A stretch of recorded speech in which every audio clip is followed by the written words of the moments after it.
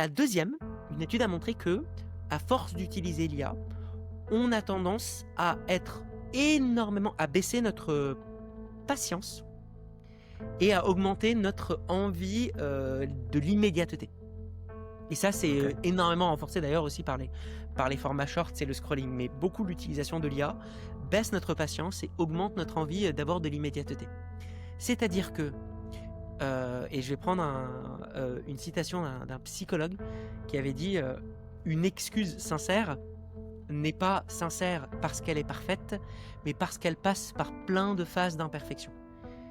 Il y a quelque chose en fait, dans le comportement humain, il y a des choses qui sont censées être imparfaites, mais à travers cette imperfection-là, ça transmet énormément d'informations. Mais sauf que ce qu'on arrête de remarquer, c'est que ces rebonds-là, plutôt que de les faire avec le vrai monde et donc d'obtenir des informations réelles, si par exemple c'est de la négociation, faire des rebonds qui vont passer par de la frustration face à la vraie personne et donc être ancré dans le réel, on va faire ces rebonds-là avec une intelligence artificielle qui va vouloir nous plaire en répondant à des choses très gentilles, organisées. Et donc ça nous baisse notre information donnée sur le monde. Mais en fait, ces espèces de rebonds d'aller-retour, on devrait plutôt apprendre à se dire ça fait partie du processus.